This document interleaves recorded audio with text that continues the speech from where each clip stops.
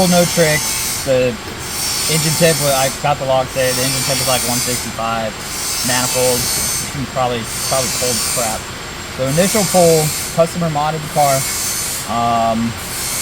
Ended up putting on LT2 intake, throttle body, headers, rotor fab, all the standard stuff, flexible sensor. So I'm gonna have to make sure that's logging real quick.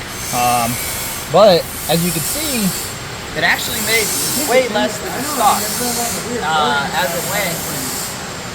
It got super rich for one, and two, actually the throttle blade shut because it doesn't have the proper virtual torque now for the mods that were put into it. So the car normally makes 398 bone stock on our dyno, 397, 398, somewhere in there.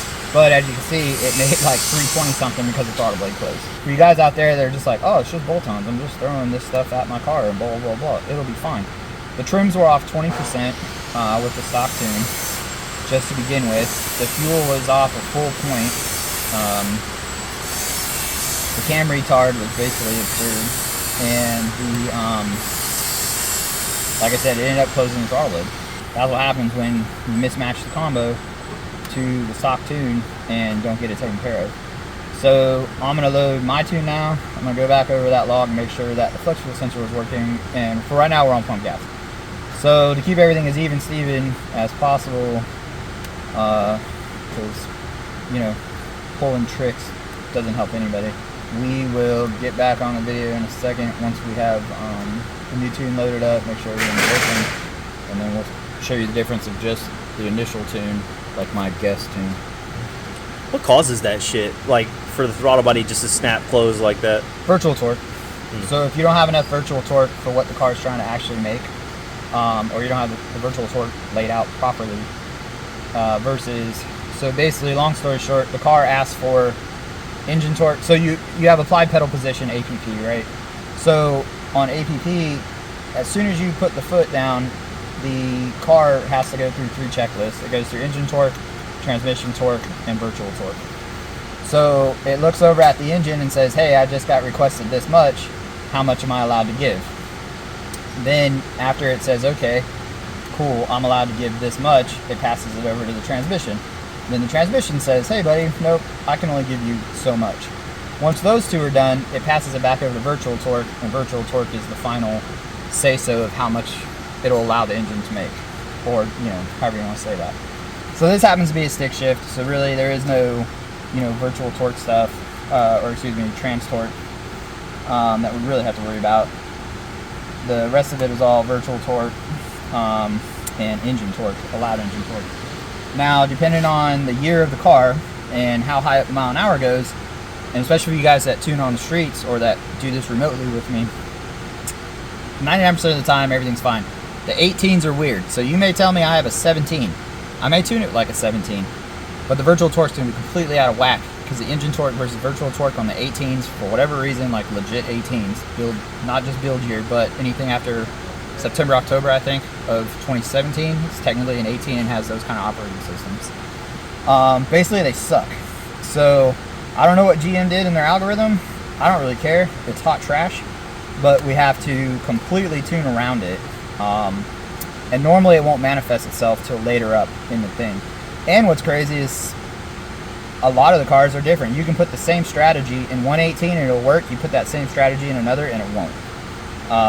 So, you know, I have to see kind of those higher mile an hours. So a lot of the time, especially on the street, like I'm not trying to send you guys out there and, you know, go a million miles an hour and stuff. Usually any kind of street tuning is over with by 90 miles an hour. That's why we use third gear, that kind of stuff.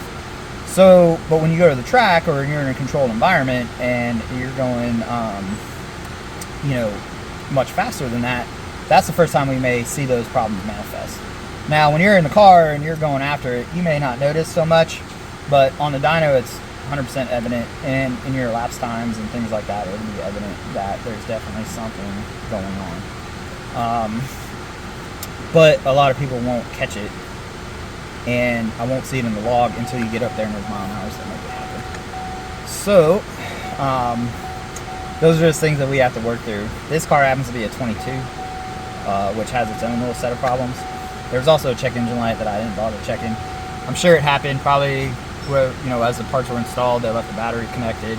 That'll automatic. Anytime you you undo the map or the MAF, and you have the battery connected, it'll log it and trigger it. Easy way to tell that is usually your fans will kick right on when you plug the car back up. So if you're going to disconnect your MAF or your map, disconnect your battery first. That'll save you some pain. So yeah, so right now we're going to write in the bass tune that I have built from another car. I have a feeling it'll be a little bit rich based on the numbers I saw that came across when I looked at the MAF curve. But I'd rather start rich than lean, obviously. So that's the other thing too, right? So if you install a flex sensor, you can put it on there. The car won't recognize it. It's not going to do anything. Once we flip it on though, now that we've turned it on, if I fire the car back up, and actually I need you all to see this right here. This is what you're looking for. Ethanol fuel percent SAE. It's right above your equivalency ratio commanded in any of the logs if you properly utilize my log or my channel configurations. There should be like an alcohol content or something in here somewhere else also. That's just kind of a backup. They normally read the same. However, ethanol percent SAE is what you need. Also for, just looking at your log stuff. So a lot of guys I'll get back and be like, no, I used your configuration. Well, if you're logging and you don't see all of these things populating data, you're not logging it properly. Just stop what you're doing, watch the videos, repopulate, retry again. Because, it does take me a while sometimes depending on what I got going on to get to tunes and logs and stuff like that. But if I get to yours and it took me 2 days and you jacked it up, you just wasted 4 days or 5 days because you're gonna have to figure it out again, and then you're gonna have to do another log, and then you're gonna have to send it again. Then it may take me, another couple days to get to it. So before you send anything to me, there's a video and there's links in there of how to make everything work. Just make sure that all of this data is logging. It's simple once you figure it out. I do admit that right off the bat it seems a little bit daunting, but like I said, we have plenty of information on there and out there to show you how to get it done properly. Oh, here's another thing. After you load a tune, don't just try to start the car. Hit the start button with your foot off the brake or the clutch. Let it go through its little, sequencing thing on the amber, and then you can just start it right up. So what we'll do now, we just fired it up. We dropped the new tune in it.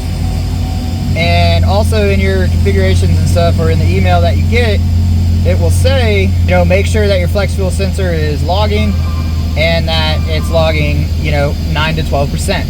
So, as you can tell right now, this gentleman installed his flex fuel sensor properly. It's reading 9 to 12 or 9.8%. So, usually ethanol, gasoline, depending on where you're at, or regular pump gas will have 10 to 12% ethanol in it. This happens to be just a hair low. The other thing we're going to do right now is we're going to go over here. We're going to go to the fuel tab, and this is what you should do after you load a tune. And we're going to do LTFT reset. So that basically resets your trims. Then that'll give us a clean slate to start from.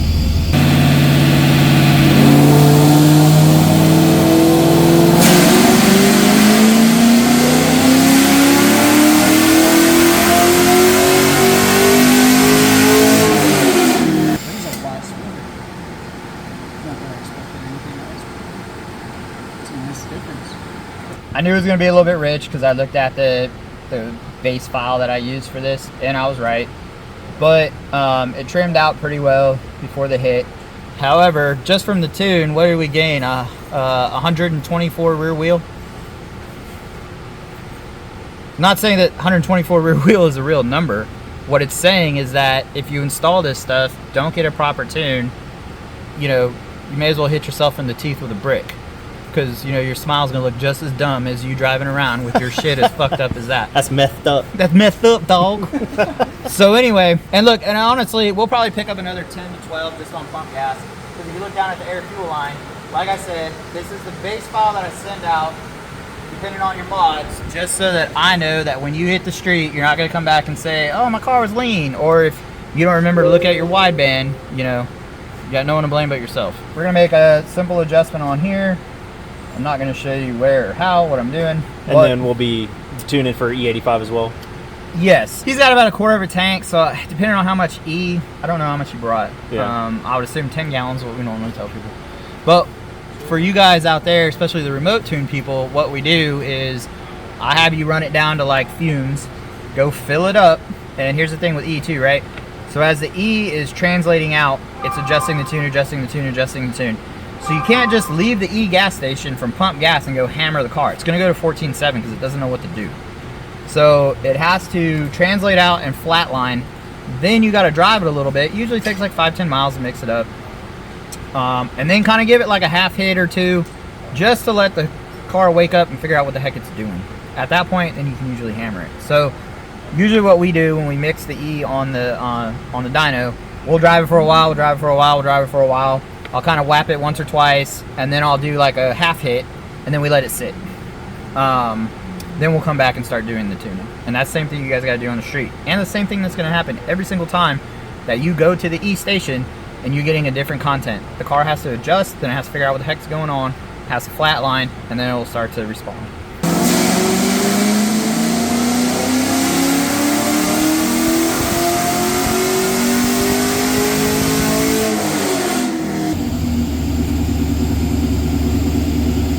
Alright, so something else I wanted to demonstrate on there.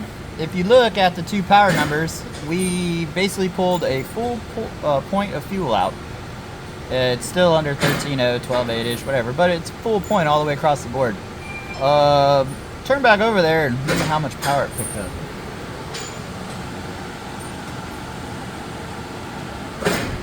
Wow. A full point of fuel was a whopping 4 horsepower. So for you guys that are like, I need a 19th tune, it's at 12.7, not 13.0. No, you don't, bro. That's what I try to tell you in your freaking emails. So stop sending me logs when I tell you it's perfect. Just saying. Alright, so this was just like the first hit on E58. It was only, what is that, 11 wheel, whatever it is. So, a lot of guys will say, oh, E's worth 30. No, it's not. You just don't know how to tune pump gas. So we make a lot of changes to the engines themselves. We never really see over 22 wheel, even with like good solid E85. This is only E58. Now, we are gonna let the car cool off. So this green pass was done at like 165 degrees.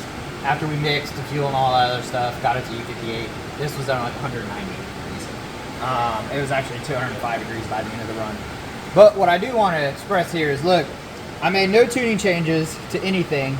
Let the car mix, do its thing, like I explained earlier in the video. And these two fuel lines overlay each other perfectly. That's a testament to getting your power enrichment tables proper. You have an alcohol power enrichment and you have a pump gas power enrichment. Once you have those two scaled, they shouldn't need to be changed. So you guys that are like, oh, I put E85, I need 19 more tunes. No, you don't. If it's tuned on pump gas, it'll be fine on E85. If it's tuned on E85, it'll be fine on pump gas. That's the whole point. So don't let people tell you that, oh, you need this tune and an E85 tune. If you're paying for a pump gas tune and an E85 tune, you're being robbed. Say what? It's the same friggin' tune if somebody has the flex fuel sensor and the power enrichment tables to back up the things that they're saying need to happen. But going back to E58, we may only get 15 out of it, just because of the fuel content and the timing that we change for it and things like that. There's also injection timing data and stuff that we've already compensated for. So that whole like, oh, I gained 30 with the 85, then they screwed up prior to it.